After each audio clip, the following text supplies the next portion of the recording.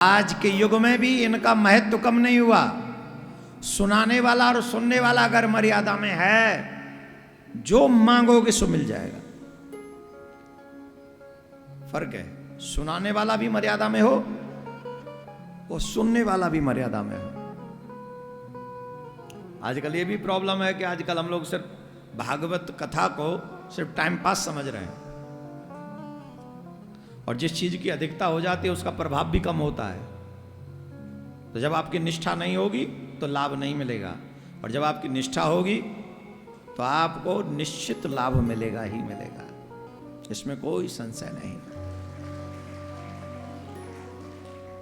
भगवान श्री कृष्ण गोलोक में विराजमान थे, उदास बैठे हुए थे। तो किशोरी जी ने पूछा, आप उदास क्यों हैं? आप उदास क्यों हैं? तो भगवान श्री कृष्ण ने कहा कि मैं कलयुग के लोगों के विषय में सोच रहा हूं। ये कलयुग के लोग स्वाभाविक पाप में इनकी वृत्ति है, पाप में। अच्छा एक बात बताओ, कोई ग्रंथ ऐसा है जहां सिखाया जाता है झूठ बोलो, झूठ कैसे बोलना चाहिए? बोलो, है कोई ग्रंथ ऐसा हो जहां सिखाया जाता चोरी कैसे करनी चाहिए? है? बता तो दो, है कोई? बोलो, चोरी कैसे करें, झूठ कैसे बोलें, दूसरों को धोखा कैसे दें, दूसरों के साथ में फरेब कैसे करें? कोई ऐसा ग्रंथ हो बताओ जहां सिखाया जाता हो? न चोरी सिखाई जाती है, न जुआ सिखाया जाता है, और न फरेब करना सिखाया, कुछ नहीं सिखाया जाता। ये स्वाभाविक हम में आ जाता है। कोई ग्रंथ नहीं है, कोई पुस्तक नहीं है, कोई क्लास नहीं है, कोई स्कूल नहीं है, फिर भी हम में आ जाता है। क्यों? कलयुग का व्यक्ति है, स्वभावतः पाप में लगा रहता है। और कितने ग्रंथ हैं, 18 पुराण हैं, 4 वेद, 6 शास्त्र, 18 पुराण। किसके लिए? व्यक्ति को सदमार्गी बनाने के लिए। सत्य बोलो, किसी को दुख मत दो। 18 पुराणेषु व्यासस्य वचनद्वयम् परोपकाराय पुण्याय पापाय परपीडनम्। If you hurt anybody, then God will hurt you. If you make others, then God will make you happy. It's very simple. This is the biggest religion. Make the happy others. आप दूसरों को सुख दो। और ये कौन करें? व्यास जी महाराज 18 पुराणेषु व्यासस्य वचनद्वयम्। 2 वचन सत्य हैं। बोले क्या? परोपकाराय पुण्याय। दूसरों को सुख देना पुण्य है, और दूसरों को दुख देना पाप है। और आजकल क्या ज्यादा हो रहा है? बोलो बोलो बोलो। तुम लोग सुख दूसरों को ज्यादा दे रहे हो कि दुख? अरे भाई, काऊ के माथे ईंट मार दे वो ही दुख ना है? काऊ के माथे ईंट मार दे वो ही दुख ना है? तो का दुख है? बोले बचन से कड़वा बोल देना भी दुख है। सिर्फ मुंह से उल्टा सीधा ही बोलते रहो, बोलते रहो, बोलते रहो, हम बोलते रहो, ये भी दुख देना ही है। तो किसी को दुख मत दो, सबको सुख दो, सबको सुख दो। ये पुण्य है, ये धर्म है। क्या बोलना पड़ेगा? कल कोई देवी जी मिली थी हमारी देवी को, कल कोई देवी जी मिली थी हमारी देवी को। हमारी देवी जी आ रही थी कथा सुनने, तो वो देवी बोली इनकी कथा में जा रहे? बोले हाँ। अच्छा, उसे पता ही नहीं हमारी है।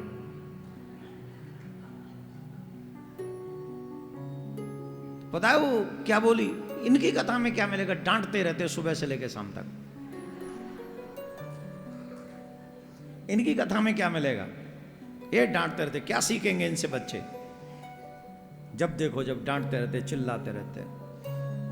तो हमारे बच्चों ने कह दिया, जानते हो वो इनके कौन है? बोले कौन है? बोले पति हैं। बोले तो भी कहूंगी, डांटते बहुत है। ये सच है, कल की घटना है। अब उनसे कोई पूछे कि हमारा डांटना किसके लिए है? सच यह है कि अगर हमारे माँ बाप हमें डांट दें और हमारे माँ बाप अगर हमें समझा दें तो फिर व्यास जी को या व्यासपीठ पर बैठे हुए किसी पुरुष को, व्यक्तित्व को कभी भी ये सब बोलने की आवश्यकता पड़ेगी ही नहीं। अब इसको हम एक और तरीके से कह सकते हैं, लैक ऑफ नॉलेज। क्या बोल सकते हैं? Lack of knowledge. इसका मतलब क्या है? वो रामायण की एक पंक्ति मुझे याद आ रही है, बोले, सचिव वैद्य गुरु तीन जो प्रिय बोले भयास, राज धर्म तन तीन कर होए बेग ही नाश।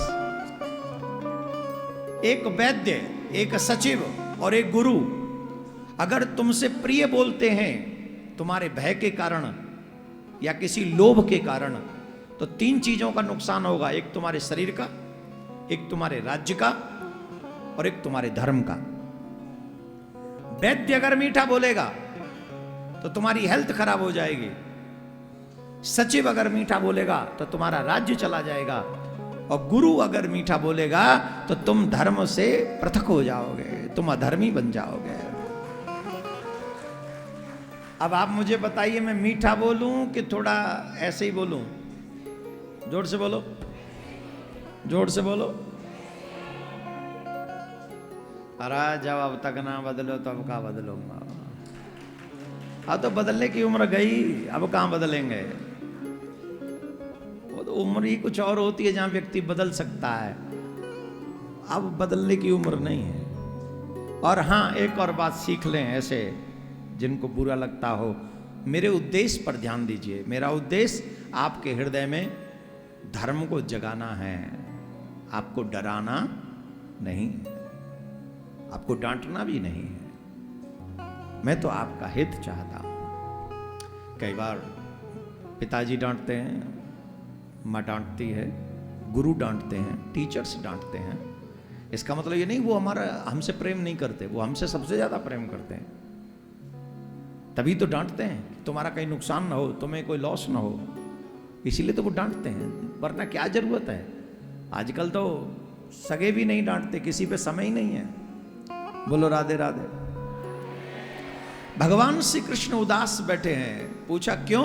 बोले ये पापमय प्रवृत्ति युक्त मनुष्य भटक रहा है, कष्ट पा रहा है, इनका कल्याण कैसे होगा? ये सब मनुष्य मेरे ही बनाए हुए हैं और ये मुझे बहुत प्रिय हैं, और मनुष्य इसलिए भी प्रिय हैं कि ये अपना कल्याण कर सकते हैं, अपना उद्धार कर सकते हैं, और कोई उद्धार नहीं कर सकता। 84 लाख योनि है, कहां उद्धार होगा? तो क्या उपाय है? बोले नाना प्रकार के बुरे कर्म कर करके, मद्यपान करना बुरा कर्म है, मांस भक्षण करना बुरा कर्म है, जुआ खेलना बुरा कर्म है, झूठ बोलना बुरा कर्म है, चोरी करना बुरा कर्म है, अपने बड़ों का अपमान करना बुरे, ऐसे तमाम बुरे कर्म है जिनसे हमारी दुर्गति होती है। क्या होती है? जोर से बोलो। कब होगी दुर्गति? जब हम ये सब काम करेंगे।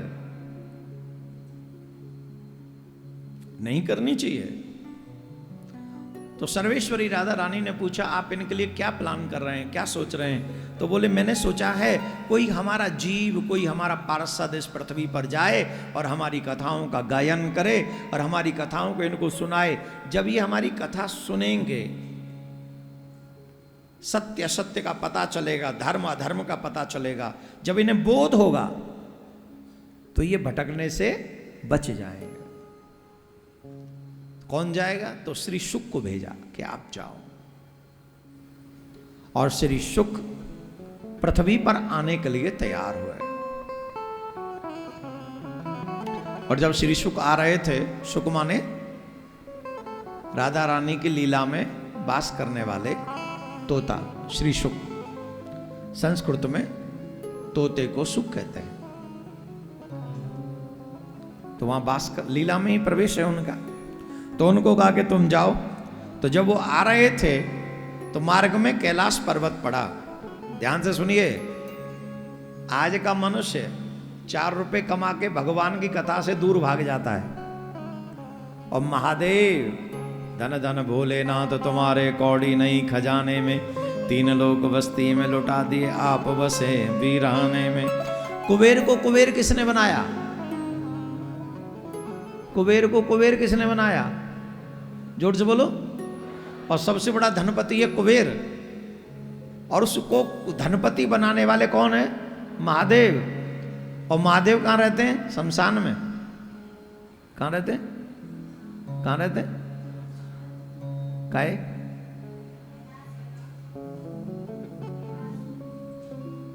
काहे रहते हैं? क्या वो जो दूसरे को कुबेर बना सकते हैं वो अपने लिए एक महल नहीं बना सकते? जो दूसरों को विमान दे सकते हैं वो अपने लिए एक विमान नहीं क्रिएट कर सकते? जो दूसरे को लंका दे सकते हैं वो अपने लिए क्या नहीं कर सकते? पर वो जानते हैं कितने भी संसाधन एकत्रित कर लो, एक दिन सब छूट जाने हैं, सब छूटेंगे ही एक दिन, कुछ भी बचने वाला नहीं है। और जो कभी नहीं छूटता, महादेव उसी में लगे रहते हैं, वो है भगवान का नाम, भगवान की कथा। हमेशा कथा में लगे रहते हैं। काय में लगे रहते हैं? जोर से बोलो। एक बार मां पार्वती बोली, बाबा ऐसा कौन सा अमृत पी रखा है? बोले अमर कथा पान कर रखी है। बोले बाबा ये अमर कथा हमें सुना दो। बोले नहीं नहीं नहीं नहीं नहीं, इस अमर कथा को सब नहीं सुन सकते, सबको नहीं सुनाया जा सकता। ये अमर कथा है, इसे हर किसी को नहीं सुनाया जा सकता। बोले नहीं बाबा आप हमें तो सुना दीजिए, हम तो आपकी दासी हैं। बोले देखो हम तुम्हें तो सुना दें, पर ये देख कर आओ कैलाश पर्वत पे तुम्हारे सिवा, तुम्हारे अतिरिक्त कोई और तो नहीं। अच्छा एक बात बताओ, ऋषिकेश में, हरिद्वार में, अथवा यहां आसपास में उत्तराखंड में इतने लोग होंगे जितने यहां हैं? प्रेजेंट में इतने लोग होंगे? या गली में चले जाओ महाराज, सांस ले वो मुश्किल पड़ जाओ तो, या गली में जाम है क्या तक आया स्थान कथा स्थल के लिए नेक देर का जो गए हो में तो सांस फूल गई होती, इतने लोग आ रहे हैं जा रहे हैं, है कि नहीं? अच्छा कितने लोगों ने तो तमाशा बना रखा है तीर्थ में जाने को, सिर्फ तमाशा, उनकी कोई निष्ठा नहीं है। हाफ घुटन्ना, वो यहां तक कि वो बनियान, चश्मा, और ऐसे समझो जैसे हॉलीवुड को स्टार नहीं उतरे हो आए कि ऋषिकेश में लैंड हुए हो, और सीधे गंगा में पाम रख के बैठ जाएगा और वहीं खाता पीता रहेगा,